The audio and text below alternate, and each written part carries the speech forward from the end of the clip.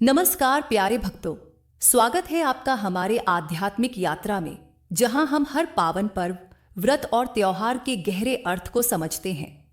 आज हम बात करेंगे एक बेहद विशेष और भावनात्मक दिन की, राम लक्ष्मण द्वादशी, जो इस वर्ष 8 जून 2025 रविवार को मनाई जा रही है।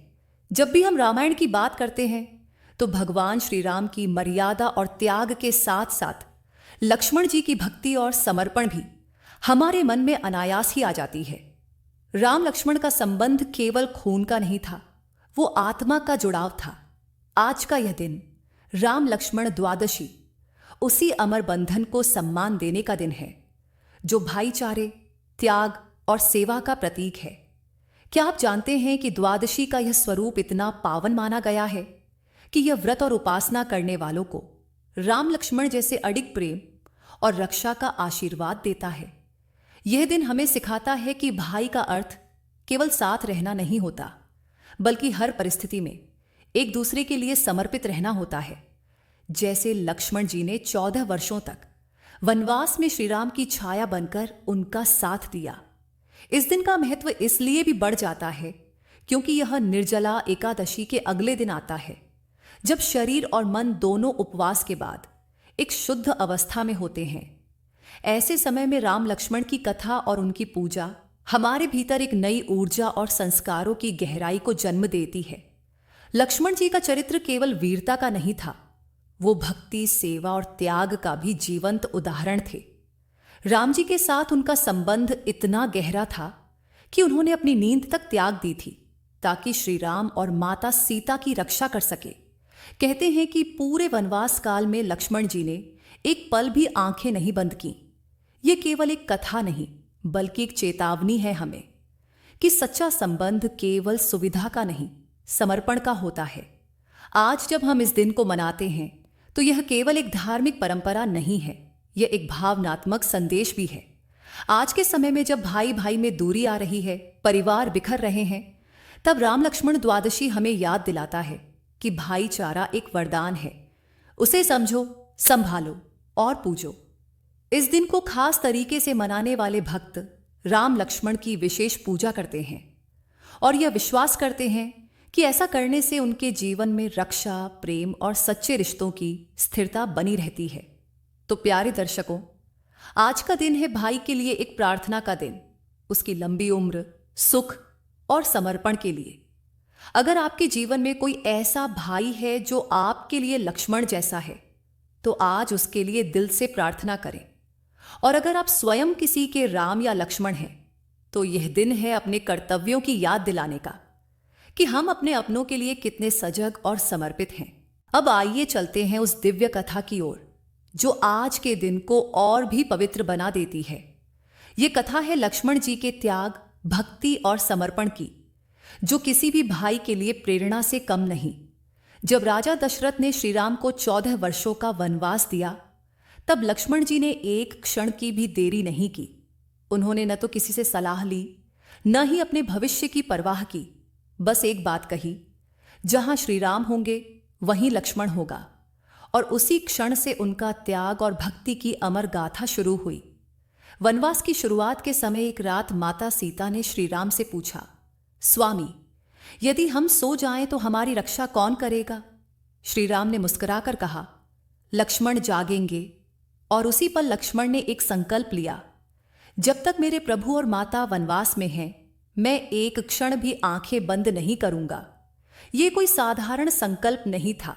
14 वर्षों तक एक भी रात बिना नींद के रहना कोई साधारण मानव नहीं कर सकता।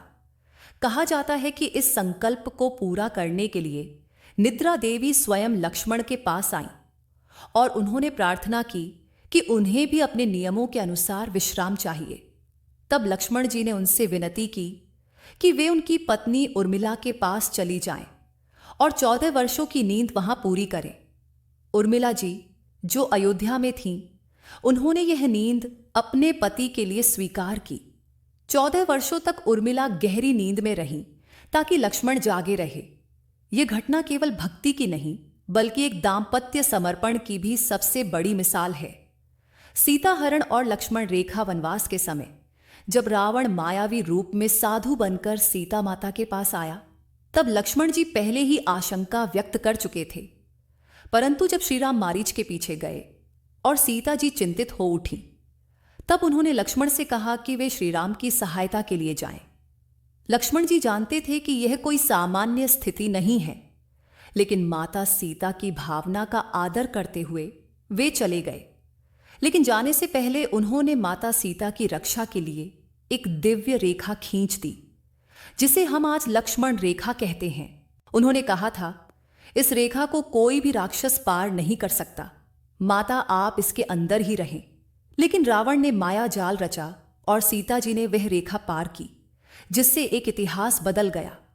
यह घटना दिखाती है कि लक्ष्मण केवल युद्ध में नहीं, मनोवैज्ञानिक रूप से भी कितने सतर्क और ज्ञानी थे। उनकी रक्षा की शक्ति केवल तलवार तक सीमित नहीं थी, वो धर्म, मर्म और चेतना से जुड़ी थी। लंका के युद्ध में लक्ष्मण जी की भूमिका केवल सहायक की नहीं थी, वे श्री राम के सबसे विश्वसनीय योद्धा और रणनीतिक सहयोगी थे। जब इंद्रजीत, रावण का पुत्र, जो मायावी और शक्तिशाली था, युद्ध में उतरा, तब उसे हराना किसी देवता के लिए भी कठिन था। इंद्रजीत ने लक्ष्मण जी को शक्ति बाण से मूर्छित कर दिया था। उस समय हनुमान जी ने संजीवनी बूटी लाकर उनकी जान बचाई।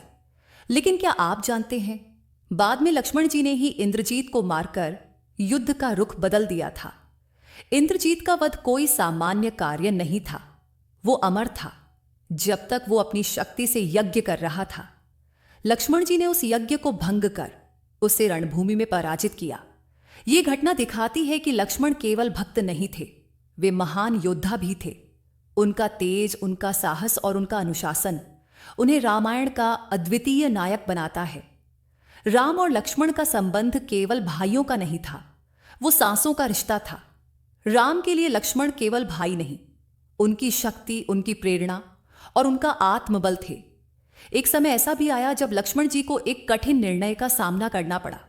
श्री राम को यमराज से एक गोपनीय संवाद करना था और शर्त थी कि यदि कोई बीच में आएगा तो उसे मृत्युदंड मिलेगा। लक्ष्मण को द्वार पर खड़ा किया गया, लेकिन दुर्भाग्य से आशी दुर्वासा वहां आए और क्रोधित होने लगे। धर्म और मर्यादा के बीच में फंसे लक्ष्मण ने निर्णय लिया कि वे स्वयं श्रीराम की शर्त का उल्लंघन करेंगे और आयुष्य को भीतर जाने देंगे। इसके परिणाम स्वरूप राम को शपथ अनुसार लक्ष्मण को त्याग करना पड़ा।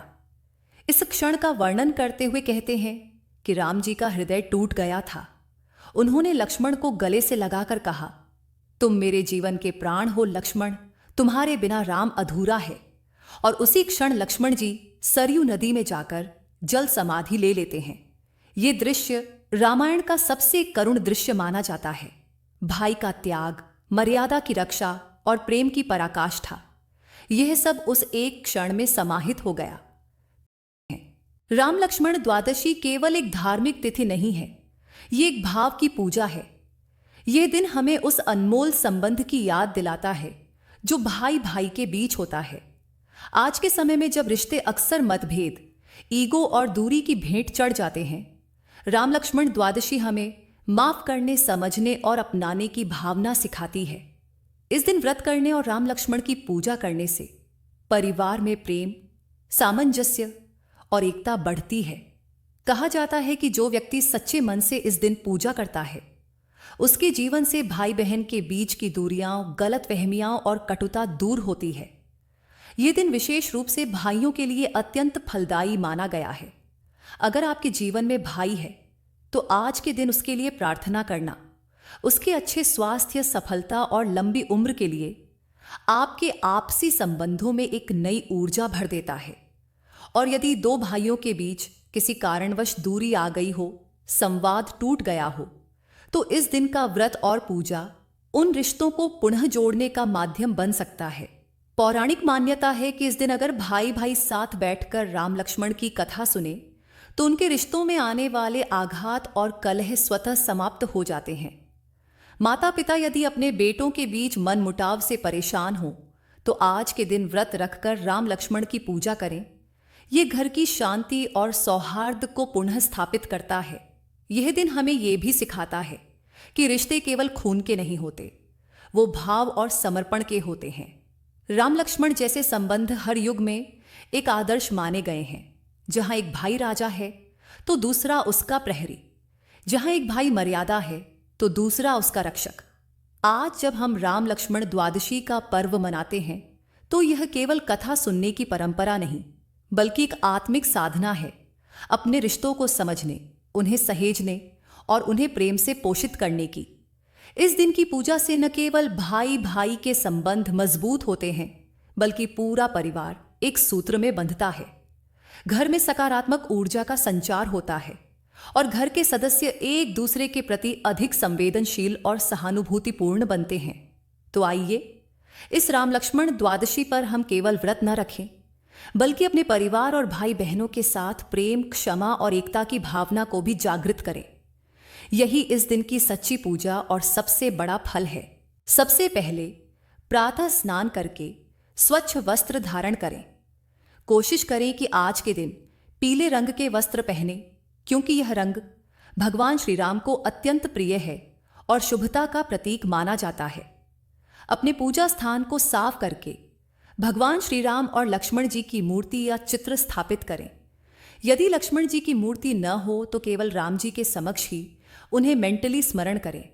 अब भगवान को पीले फूल, पीले वस्त्र और पीली मिठाइयां अर्पित करें। खासकर बेसन के लड्डू, केसर से बनी मिठाइयां या घर की बनी खीर का भोग लगाएं।